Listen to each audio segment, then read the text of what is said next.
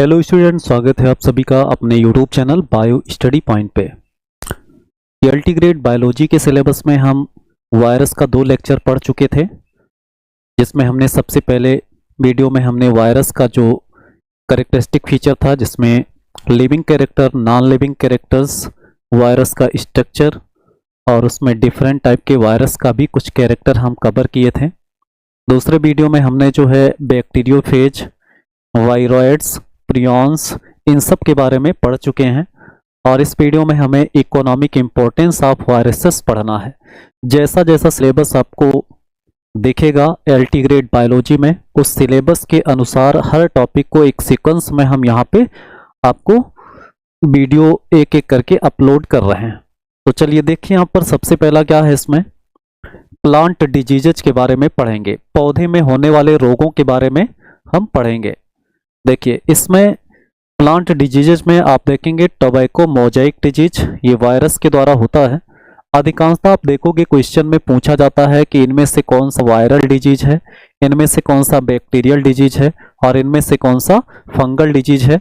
ऐसे ही question exam में mostly मिलते हैं। लेकिन यहाँ पर आप देखो, सारे क्वेश्चन को आप कर पाओगे जब इस टॉपिक को पूरा कंप्लीट कर लोगे। देखो, प्लांट डिजीजेज में टोबैको मोजाइक डिजीज किसके द्वारा होता है, तो आप कहोगे टीएमबी। टीएमबी भी हमने पढ़ाया है वायरस के लेक्चर 2 में।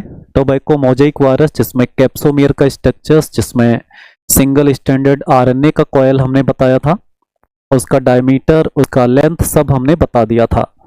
चलिए, अब ये टीएमबी के द्वारा आप देखोगे तंबाकू की पत्ती पर अगर इस वायरस का इन्फेक्शन होता है तो कुछ ऐसे ऐसे स्पॉट या ऐसे ऐसे धब्बे दिखाई देना शुरू हो जाता है। तो ये जो है टोबैको मोजाइक डिजीज है। चलिए, लीफ कर्ल, आप पपाया की बात करोगे तो ये दूसरा वायरल डिजीज है जो किसके द्वारा होता है, तो ये PALCUV के द्वारा होता है। इसका मतलब क्या होता है, P मतलब यहाँ पे PA का मतलब हो जाएगा पपाया, L का मतलब लीफ कर्ल और V मतलब virus. Papaya leaf curl virus कहेंगे इसको, जो एक प्रकार का क्या है, जेमिनी वायरस है। जेमिनी वायरस भी हमने आपको बताया था। चलिए, ट्रांसमिटेड, ये किसके द्वारा virus plant to plant transmit होगा, तो यहाँ पर एक व्हाइट फ्लाई इंसेक्ट है जिसको क्या कहते हैं, बेमेसिया टबैकी कहता है। तो बेमेसिया टबैकी के द्वारा ये वायरस एक मतलब हेल्दी प्लांट से मतलब एक दूसरे प्लांट पर ट्रांसमिट होता है। यहाँ पर ये डिजीज आप देख पाएंगे कि अगर लीफ कर्ल होता है तो इसकी पत्तियां ऐसे मुड़ जाती हैं, यहाँ पे पत्तियां ऐसे मुड़ जाती हैं, तो ये लीफ कर्ल आप पपाया हो जाएगा। तीसरा क्या है, येलो बीन मोजाइक का भिंडी है। भिंडी में येलो बीन मतलब भिंडी की जो पत्ती है उसका बीन कैसा हो जाएगा, उसकी सिराएं पीले कलर की हो जाती हैं। तो ये किसके द्वारा होता है, तो आप यहाँ पर VYVMB लिखोगे। बी मतलब होता है भिंडी येलो बीन मोजाइक वायरस, भिंडी येलो बीन मोजाइक वायरस हो जाएगा, जो किसके द्वारा ट्रांसमिटेड होता है, तो ये भी व्हाइट फ्लाई इंसेक्ट के द्वारा ट्रांसमिट होगा, जिसको बेमेसिया टबैकी कहता है। चलिए, अगला हम क्या पढ़ते हैं, इसमें पोटैटो लीफ रोल है। ये भी वायरल डिजीज है जो किस वायरस के द्वारा होता है, तो यहाँ पर PLRB मतलब पोटैटो लीफ रोल वायरस होता है। और ये किसके द्वारा ट्रांसमिट होता है, एफिड्स के द्वारा। और एफिड्स का जूलॉजिकल नेम हो जाएगा माइजस पर्सिकी, तो इसके द्वारा ये होता है। अगला क्या है, इसमें grassy shoot of sugarcane. यहाँ पे आप देखोगे कि पूरा शुगर केन का ये जो सूट है, ये इतना एरिया बिल्कुल कैसा है, ग्रास लाइक है। ये पूरा ग्रासी ग्रास दिखेगा, इसमें शुगर केन का स्टेम डेवलप होता नहीं दिखेगा। तो यहाँ पर ये किसके द्वारा होता है, तो ये फाइटोप्लाज्मा के द्वारा होता है, जो किसके द्वारा ट्रांसमिटेड होगा, किसके द्वारा प्लांट तक आएगा, तो इंसेक्ट वेक्टर के द्वारा। इंसेक्ट वेक्टर में वही होगा बेमेसिया टबैकी करके। इन्फेस्टेड प्लांट मतलब एक संक्रमित पौधा है, तो उससे हेल्दी प्लांट में भी इन्फेक्शन हो जाएगा। मैकेनिकली का मतलब एक प्लांट के द्वारा अगर कुछ काम आप कर रहे हैं तो अपने हाथ में उस वायरस को लगाएंगे और फिर एक हेल्दी प्लांट तक उसे ट्रांसमिट कर देंगे। तो ये सारी चीजें होती हैं। चलिए, अगला है bunchy top of banana. Bunchy top of बनाना की बात करेंगे तो ये वायरल डिजीज है। इसका क्वेश्चन प्रीवियस ईयर में मिला था कि बंची टॉप ऑफ बनाना किसके कारण होता है, तो आप क्या कहोगे, आप कहोगे वायरल डिजीज है। लेकिन यहाँ बंची टॉप ऑफ पपाया भी होता है, जो किसके द्वारा होता है, तो वो बैक्टीरियल होता है। तो इस चीज को आप समझोगे यहाँ पे। तो ये बेबी टीबी के द्वारा होगा, मतलब बनाना बंची टॉप वायरस बोलते हैं इसको। इसका ये किसके द्वारा स्प्रेड होगा? तो बनाना एफिड के द्वारा, जिसको क्या कहते हैं? पेंटालोनिया नाइग्रोनर्बोसा कहता है। तो ये इसका वेक्टर हो जाएगा। ये देखो आप लोग यहाँ पे केले में यहाँ पर क्या है, एकदम सिरे पर ऐसे गुच्छा बन जाता है पत्तियों का। पत्तियों का क्या बन जाएगा? ऐसे गुच्छा बन जाएगा, जिसको बंची टॉप ऑफ बनाना कहते हैं। उसके बाद है टुंग्रो डिजीज ऑफ राइस। यहाँ पर देखो इसकी पत्तियां येलो येलो कलर की हो जाती हैं। तो ये किसके द्वारा होता है? तो यहाँ पर दो वायरस मिल करके इस रोग को उत्पन्न करते हैं। एक राइस टुंग्रो बेसिलीफॉर्म वायरस है और दूसरा राइस टुंग्रो स्फेरिकल वायरस है। और इसका ट्रांसमिशन कौन कराता है? तो ये ग्रीन कलर का लीफ होपर्स होता है, जिसका नाम है नेफोटेटिक्स वायरेसेंस, इसके द्वारा होता है। चलिए टोमेटो लीफ कर्ल की बात करेंगे तो ये किसके द्वारा होता है? तो ये tomato yellow leaf curl virus के द्वारा होता है। और ये वायरस प्लांट तक किसके द्वारा स्प्रेड होगा? तो यहाँ पर व्हाइट फ्लाई में बेमिसिया टबैकी आएगा। और ये फिजियोलॉजिकल स्ट्रेस के कारण भी होता है, जैसे टेम्परेचर ज़्यादा हो जाए, पानी की कमी हो जाए या पानी अधिक हो जाए, मतलब कोई भी फिजियोलॉजिकल स्ट्रेस हो जाए तो उसके कारण भी ये जो है पत्तियां कर्ल हो जाती हैं। चलिए उसके बाद हम यहाँ पे मोस्ट इम्पॉर्टेंट जो टॉपिक है ह्यूमन डिजीजेज, यहाँ पर आपको वायरल डिजीज मिलेंगे। जैसे आपको यहाँ पे ह्यूमन में होने वाले जो वायरल डिजीज हैं उसको 4 टाइप्स के ग्रुप में ग्रुपिंग की गई है। एक है न्यूमोट्रॉपिक, एक है डर्मोट्रॉपिक, एक विसरोट्रॉपिक और एक न्यूरोट्रॉपिक। न्यूमोट्रॉपिक का मतलब कि ऐसे वायरस जो किसको अफेक्ट करते हैं? रेस्पिरेटरी सिस्टम को।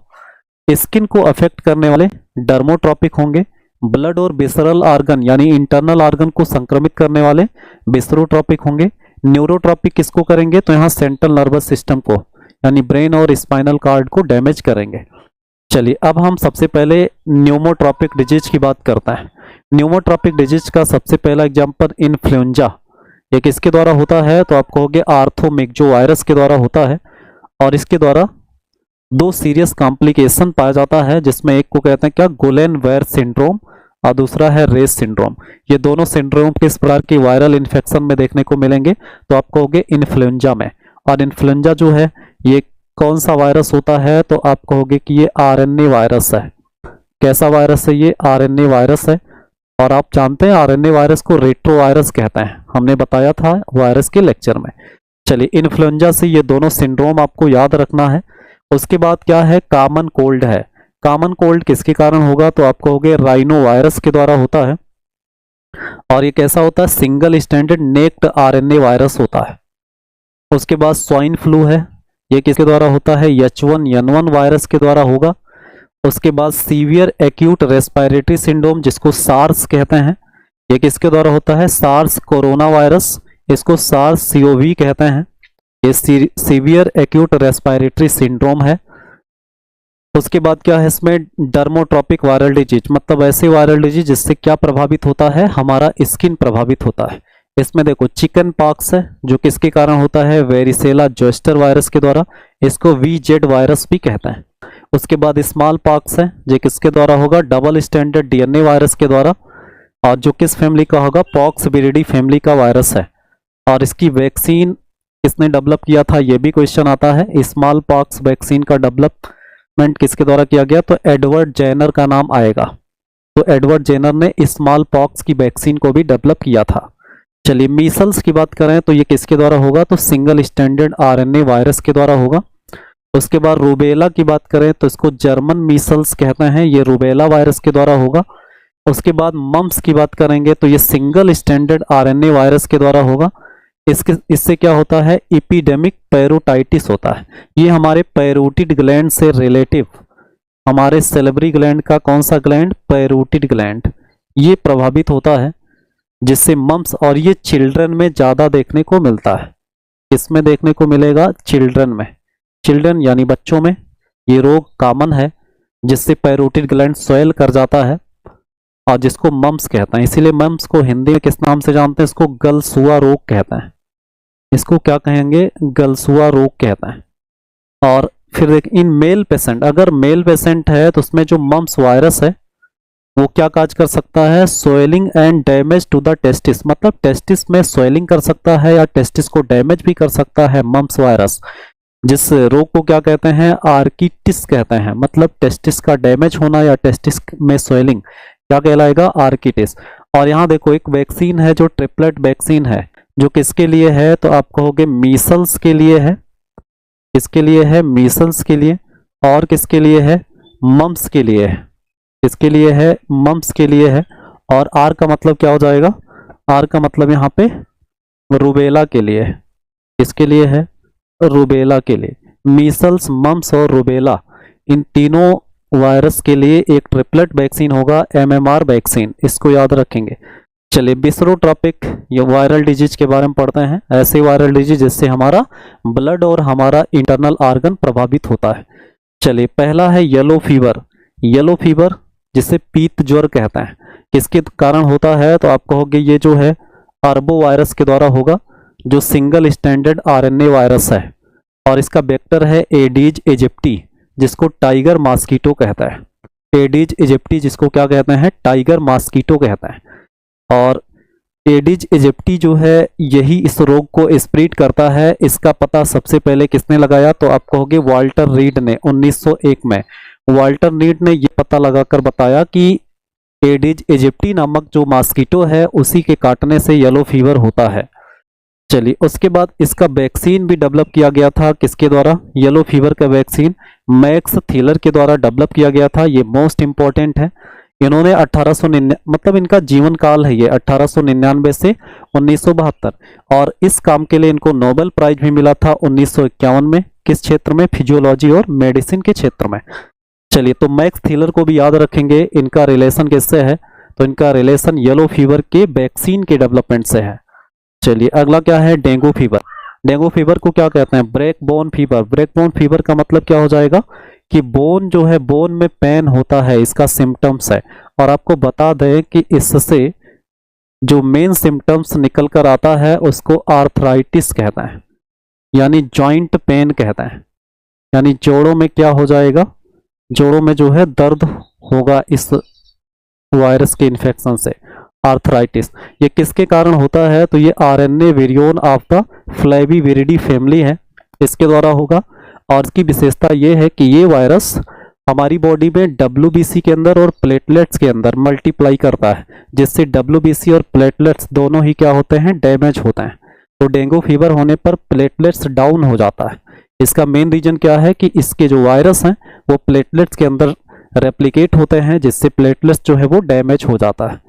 चलिए इसको डायग्नोस्ट किसके द्वारा किया जाता है, तो ये मोस्ट इंपॉर्टेंट टेस्ट है जिसको क्या कहते हैं, टॉर्निक्यूट टेस्ट। तो टॉर्निक्यूट टेस्ट यहाँ पर हो जाएगा डेंगू फीवर को डायग्नोस्ट करने के लिए या पता लगाने के लिए। उसके बाद क्या है, इसमें चिकनगुनिया है, जो किसके द्वारा होता है, यहाँ पर बगी क्रिक वायरस के द्वारा होता है। इसका वेक्टर क्या है, एडीज इजिप्टी, इसको टाइगर मॉस्किटो भी कहता है। तो ये चिकनगुनिया हो जाएगा। उसके बाद क्या है, हेपेटाइटिस है। हेपेटाइटिस यहाँ पर कई प्रकार के होते हैं, जिसमें ए, बी और सी इंपॉर्टेंट हैं, उसी को हम पढ़ते हैं। तो हेपेटाइटिस ए जो है वो किसके द्वारा होगा, सिंगल स्टैंडर्ड आरएनए वायरस के द्वारा होगा। और इसको इन्फेक्शियस हेपेटाइटिस या शार्ट इंक्यूबेशन हेपेटाइटिस कहता है। और ये मोस्ट इंपॉर्टेंट, ये डू नॉट क्यूरेबल है। केवल इसके सिम्टम्स को देखकर आप उसके रिलीफ के लिए मेडिसिन ले सकते हैं, लेकिन इसे परमानेंटली जो है क्यूरेबल या क्योर नहीं कर सकते हैं, या इसका उपचार नहीं कर सकते। ऐसा क्वेश्चन एग्जाम में आया है, कौन सा हेपेटाइटिस है, किस टाइप का, जो डू नॉट क्यूरेबल है, तो आप कहोगे हेपेटाइटिस ए है।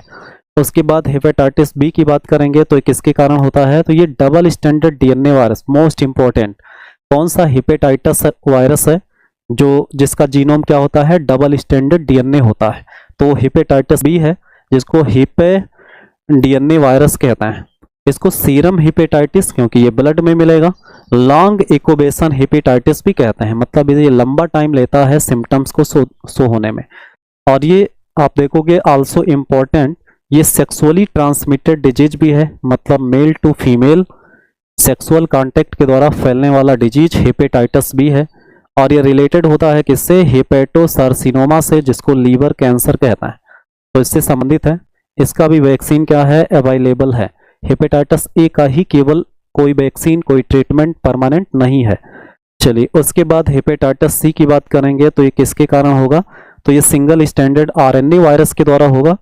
और इसको कब ऑब्जर्व किया गया, तो यहाँ पर देखो observe often in injection drug users, मतलब ऐसे यूजर जो इंजेक्शन ड्रग को यूज करते हैं उनमें ये रोग ज्यादा देखने को मिलेगा, हेपेटाइटिस सी। इसका सिम्टम क्या होता है, तो लीवर सिरोसिस होता है, यानी पूरा लीवर क्या हो जाएगा, डैमेज हो जाएगा, लीवर के सेल्स नष्ट हो जाएंगे। चलिए उसके बाद अगला इसमें एड्स है, जिसको एक्वायर्ड इम्यूनो डिफिशियंसी सिंड्रोम कहते हैं। एड्स वायरस को जो है और भी नाम से जानते हैं, जो एग्जाम में देता है आप इसको याद रखेंगे, जैसे ARB भी कहते हैं, जिसको एड्स एसोसिएटेड रेट्रोवायरस कहते हैं। दूसरा LAB है, जिसको लिम्फो एडिनोपैथी एसोसिएटेड वायरस कहते हैं। EST-LV थर्ड है, जिसको human T cell lymphotropic virus type third कहते हैं। HIV, जिसको ह्यूमन इम्यूनो डिफिशियंसी वायरस कहते हैं। इतने सारे नाम हैं और इन सारे नाम से क्वेश्चन एग्जाम में मिलते हैं। चलिए HIV या एड्स की और भी बात करें तो इसमें इसकी डिस्कवरी किसने की थी, तो मॉन्टेग्नियर और गैलो ने। और फिर आप देखोगे ये किससे, इसमें कौन सा एंजाइम होता है, तो आप कहोगे इसमें रिवर्स ट्रांसक्रिप्टेज एंजाइम होता है, रिवर्स ट्रांसक्रिप्टेज। इसका भी क्वेश्चन मिला था, रिवर्स ट्रांसक्रिप्टेज एंजाइम, क्योंकि ये रेट्रोवायरस है, ये पहले जब होस्ट सेल के अंदर जाता है तो RNA से किसका निर्माण करता है, DNA का। तो इस तरह से और भी इसमें बहुत सारे इंपॉर्टेंट फैक्ट हैं, जैसे एलिसा टेस्ट है, जिसको एंजाइम लिंक्ड इम्यूनोसार्बेंट एस्से कहते हैं। और उसके बाद वेस्टर्न ब्लॉट टेस्ट भी है, वो भी इसी से संबंधित है। और ये किसको डैमेज करता है, तो हमारी बॉडी में कौन से सेल होते हैं, हेल्पर टी सेल होते हैं। हेल्पर टी सेल के सरफेस पर एक रिसेप्टर होता है, जिसको CD4 कहता है। और CD4 ही क्या करता है, CD4 रिसेप्टर से ही कौन बाइंड करके इंटर करता है, तो HIV वायरस।